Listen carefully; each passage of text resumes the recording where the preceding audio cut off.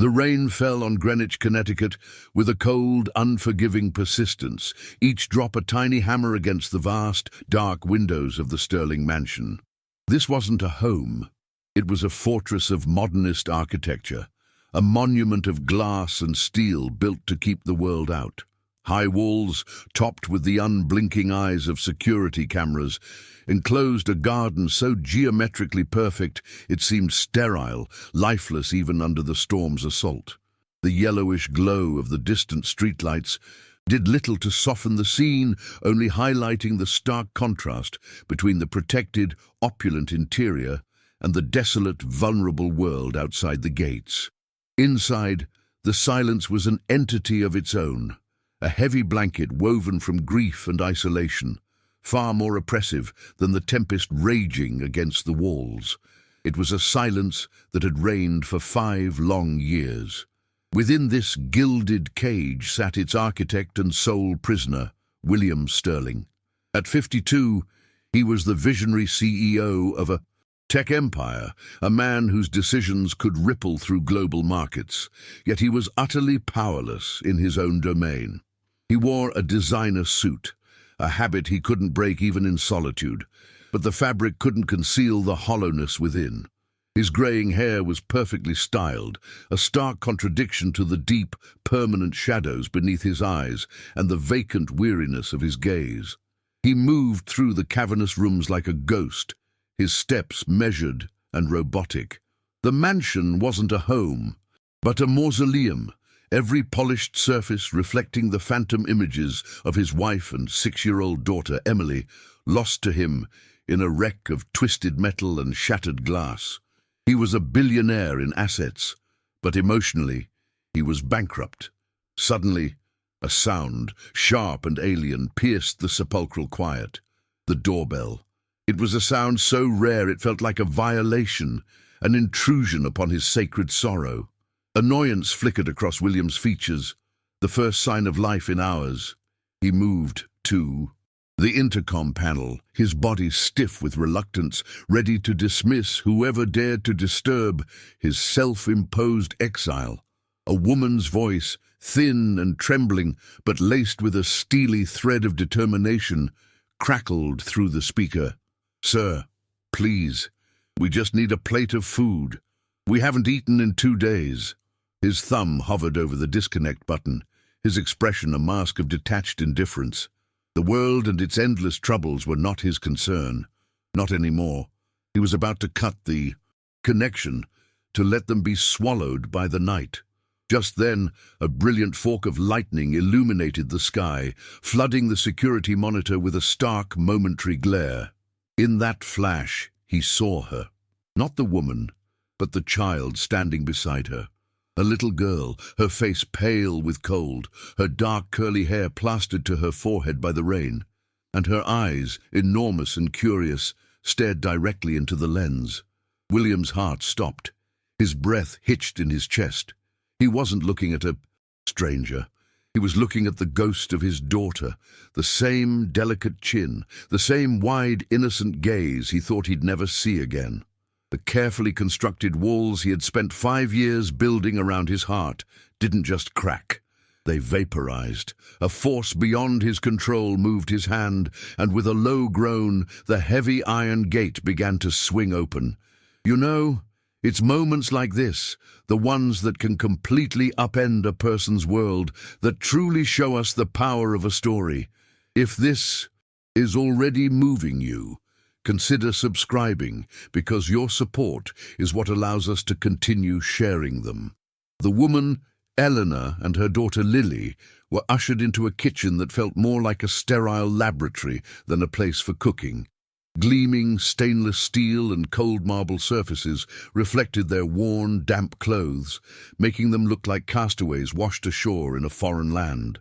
The housekeeper, a woman named Martha, who hadn't seen a guest in 5 years, moved with a startled efficiency, placing plates of hot stew and fresh bread on the massive island. Elena ate with a desperate, quiet gratitude, but William couldn't touch a thing. He simply stood in the doorway, a ghost in his own home, his eyes fixed on the small girl.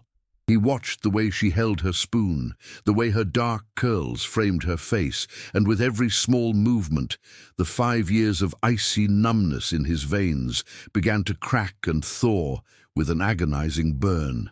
After she had finished every last bite, Lily slid off the tall stool.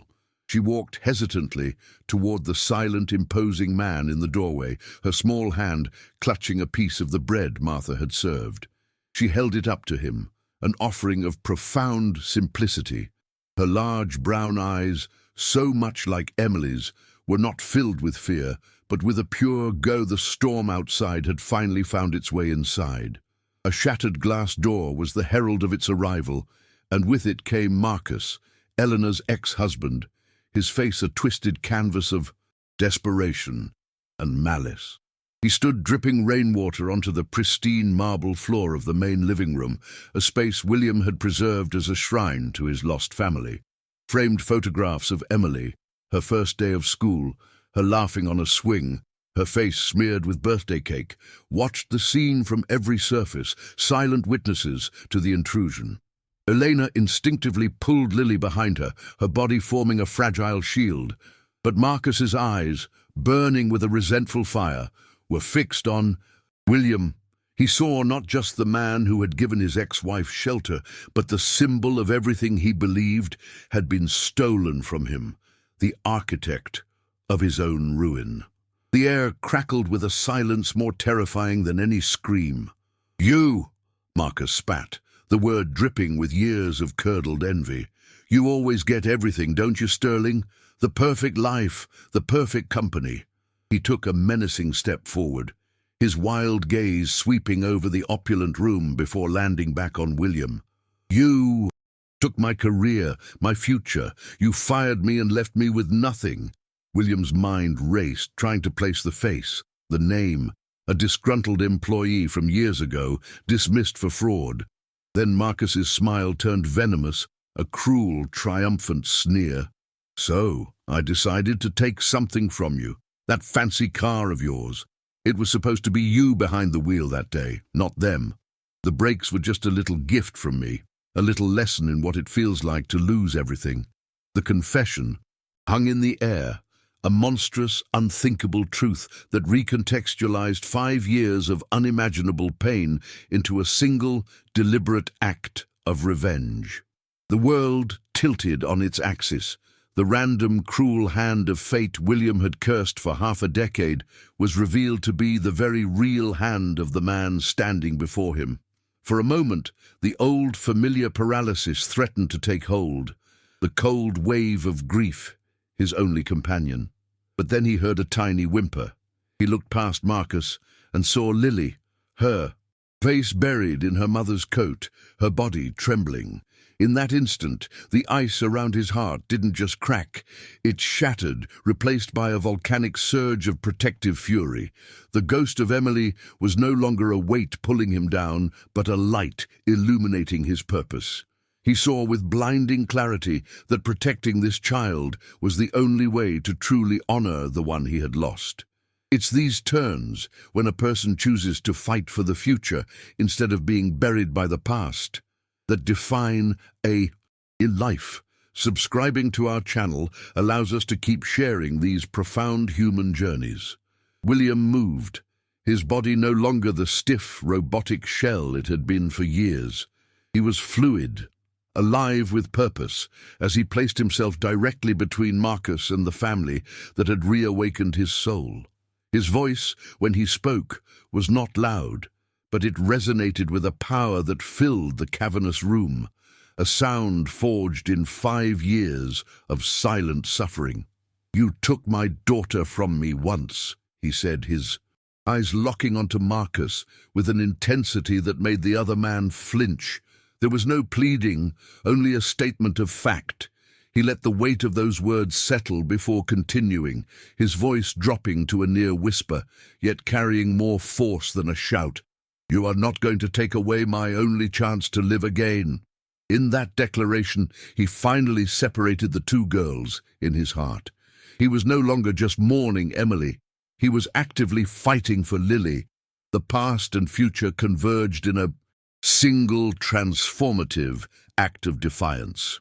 Before Marcus could process the shift in the room's power dynamic, William closed the distance between them.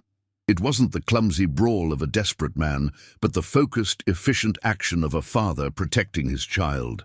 The struggle was short and brutal. The force of William's grief, transmuted into strength, was something Marcus could not have anticipated. He subdued the intruder just as the wail of sirens grew louder, the mansion's silent alarm system. Having done its job, Elena rushed to Lily, pulling her into a tight embrace and whispering reassurances, shielding her eyes from the scene. William stood over the defeated man, his chest heaving not from exertion, but from the release of 5 years of pent-up anguish. He glanced at a photo of Emily, her smiling face frozen in time, and then looked at Lily, alive and safe in her mother's arms. The ghosts had not vanished, but they were finally at peace. The long, silent vigil was over. The aftermath was not chaotic, but filled with a profound, almost sacred stillness. As the police led a broken and defeated Marcus away, the mansion seemed to exhale for the first time in 5 years. The flashing blue and red lights painted the walls in silent, rhythmic strokes, a stark contrast to the warm, steady glow from the lamps inside. Elena held Lily, who had fallen asleep in her arms. Her small body finally relaxed in the safety of her mother's embrace. William stood by the window, watching. The last police car disappeared down the long driveway. He wasn't looking at the departure of the man who had destroyed his world, but at the rain-slicked road where a new one had begun. The silence that returned was not the empty, suffocating void of grief, but a quiet space filled with possibility, a blank page waiting for a new story to be written. The storm had passed, both outside and within. In the weeks that followed, the cold, sterile rooms of the Sterling mansion began to thaw. Lawyers were consulted, not for corporate mergers, but for the delicate and hopeful process of adoption. With Eleanor's tearful, heartfelt blessing, William began the legal proceedings to make Lily his daughter, not as a replacement for Emily, but as a new and cherished part of his heart. He understood now that love wasn't a finite resource, but a force that could expand to fill the spaces you didn't even know were empty. He made another decision, one that sent ripples through the financial world, but felt as natural as breathing. He sold his company, liquidating the empire he had built, because he realized his true legacy would not be measured in stock prices or market shares, but in the sound of a child's laughter echoing through the halls of a home that was finally alive again. With the vast resources from the sale, William established the Emily and Lily Foundation, a sanctuary for women and children fleeing domestic violence. The mission was simple and absolute, to provide the same safety and opportunity that Elena and Lily had found by chance at his gate. The foundation offered shelter, legal aid, therapy and job training, transforming his immense fortune from a symbol of personal loss into an engine of public hope. The mansion itself was no longer a mausoleum. Lily's colorful drawings were taped to the refrigerator. A swing set appeared in the once perfectly manicured garden, and the cavernous living room, once a shrine to a ghost, now hosted movie nights with popcorn and blankets. William was no longer a prisoner of his past. He was the architect of a future, building a monument not to grief, but to the resilient power of second chances. Years later, standing on the lawn during a foundation fundraiser, William watched as Lily, now a bright and compassionate young girl, helped a new arrival carry her small bag inside. He saw in her the same gentle kindness she had shown him with a piece of bread on that first rainy night. He felt Elena's hand slip into his, her presence a constant, comforting warmth. He had learned that healing wasn't about erasing the scars, but about letting them become a map that leads you to a new destination. The pain of losing Emily would never vanish, but it had been transformed into a purpose that saved hundreds of lives, including his own. It's stories like this, of pain turned into purpose, that remind us of our shared humanity. Thank you for being here with us, and if you haven't already, please subscribe. Your support helps. Ensure these vital stories continue to be told.